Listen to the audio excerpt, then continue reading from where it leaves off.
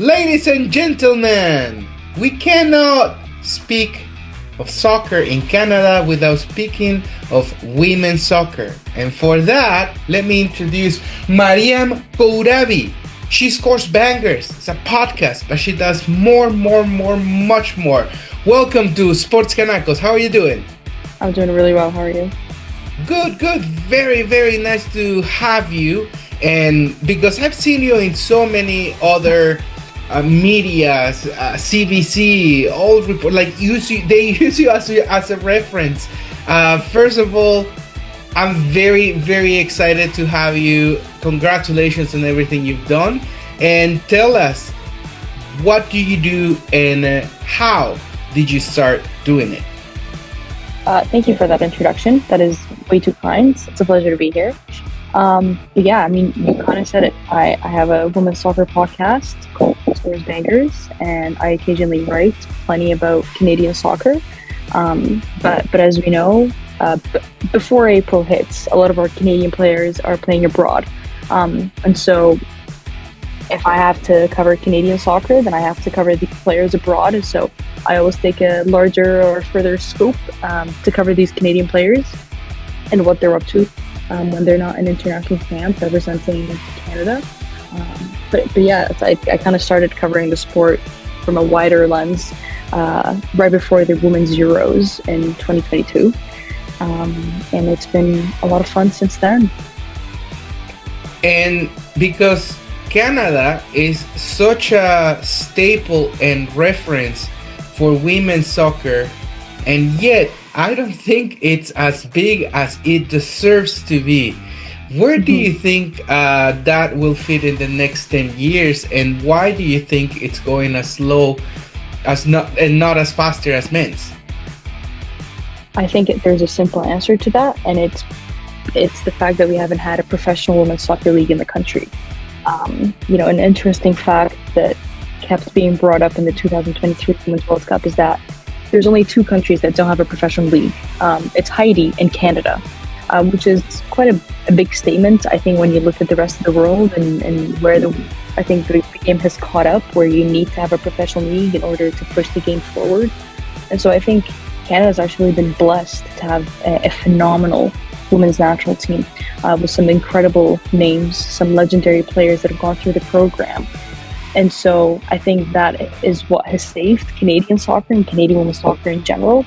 But why I would say it's slightly behind the rest of the world, it's because we don't have a league just yet. And obviously the Northern Super League is launching in April, and that is supposed to be the start of something very special and something very new. And I really do believe, I think, if you look at maybe in the next 10 years when we assess the league and how it's been doing and the professionalization of the league, and they're launching with 6 teams in the inaugural season, but we're going to continue to see that expanding. I think in 4 years they're hoping to be at least 8 teams, and so not only are we going to see it expand across different locations in Canada. Canada is a gigantic country, and so there's so many locations that this have to cater to, and that's exactly what it's going to do. But I think that is the changing point, and that's the turning point. And it's all going to start in April. And so I think if you had asked me this question a year ago, I wouldn't be as hopeful. I'd be a little bit more negative. But I think now that we know there's something happening, professional soccer is coming here. And I think too, if you look at the players that have been signed so far, I think we're just hitting number 75 of number of players being signed at the time of the recording. When you look at the players, it's some youngsters that are absolutely phenomenal. They're about 18, 19. You have other, again, kind of up-and-coming names that are still in the coaching system in the US. And then you have veterans who have been playing abroad their entire career and they want to come back. And I think the diversity and the variety of names that are coming into the league, whether they're rookies that are just starting their career or veterans that really know the game, they've gone through the struggles of having to find a professional contract away from home. I think it means that we're going to have a very special sort of soccer here in Canada. And the whole motto of the league is that it's built by women for women, which is brilliant.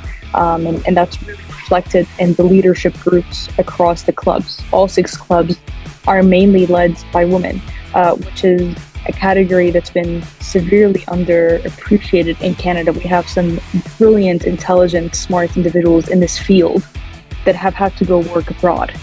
This league will keep them here in Canada, and will allow them to use these talents to help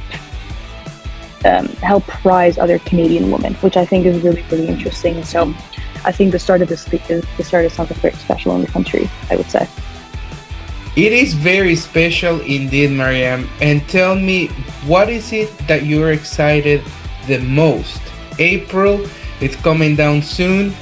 The Northern Super League has been in the works for years, and now it's coming to the actual resolution. We know that our neighbors down south, they had the NSWL, that it's very well developed compared to everything that's been done in women's soccer in Canada professionally. So I just wanted to know, what is it that excites you the most? You know, I've thought of this question a lot, actually, and I think I get goosebumps like when I think about it. But I think that kickoff, that first whistle, where that first professional ball roll, is going to be so important, because I truly think that's the start of a new chapter for the country and for women's sports and for women's soccer in general. Like, gone are the days where, you know, Canada and Haiti are the only two countries that don't have a professional soccer. We can actually take that sentence away from it being associated with Canada. So I would say that first whistle, I'm sure it's going to be a sold-out stadium wherever they decide to host it.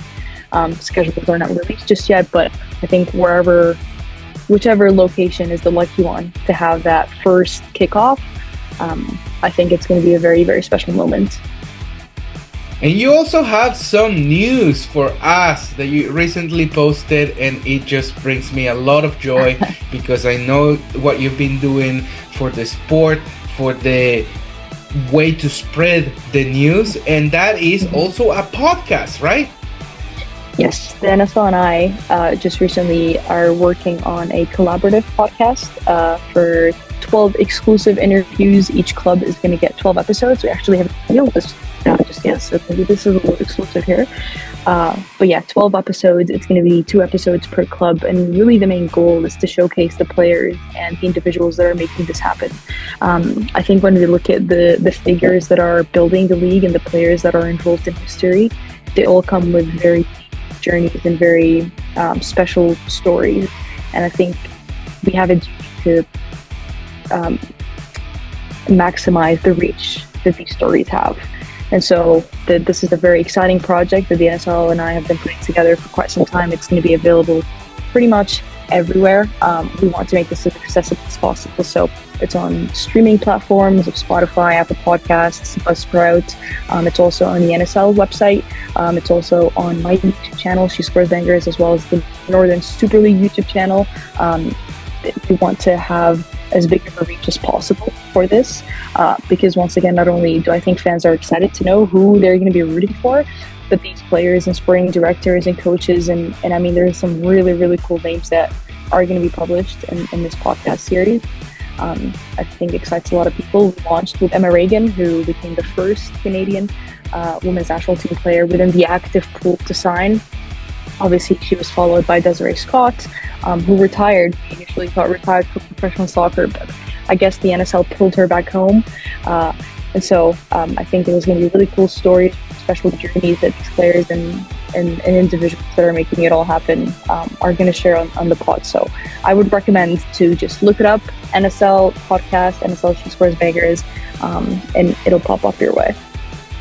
We're sure gonna be following it, listening it, downloading it, subscribing it, because we need to know the names. We need to know who had made this possible, and I'm pretty sure that you're gonna deliver.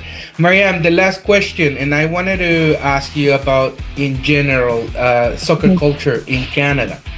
Yeah. We know that in 2026, the Men's World Cup is gonna be hosted by 3 countries, Mexico, Canada, in the United States. So Canada, for sure, it's gonna bring, for the first time, gonna host a World Cup and everything surrounding, right? We spoke with the FIFA executive director, and she mentioned the word legacy. What do you think, or what do you expect after this World Cup in terms of the soccer culture in Canada? How was it when you grew up? How was it 10, 15 years ago? How is it now? How is it going to be in the next 5, 10, 25 years? Yeah. What are your expectations? Yeah. Well, I think what's so interesting about soccer in Canada that it's actually one of the most popular sports when it comes to registration numbers, when it comes to youth camps across the country. There's a lot of available data that suggests that kids love to play soccer. They love to register for soccer camps. Parents love to enroll their kids in soccer. And so the numbers are actually very, very high. They're comparable to one of the highest in the world when it comes to registered numbers in soccer. I think that the thing that the country's lacked most with is helping and retaining those numbers in the sport and allowing them to go professional. And so I think with the Canadian Premier League, I think it's been running for about 7 years now. We're continuing to see it hit height by height. But I don't think we can shy away from the fact that I think a lot of folks had hoped to see faster progression of the league. And I think the World Cup being hosted here across 3 different cities is going to be that extra fuel that the league has really been calling for to really push it.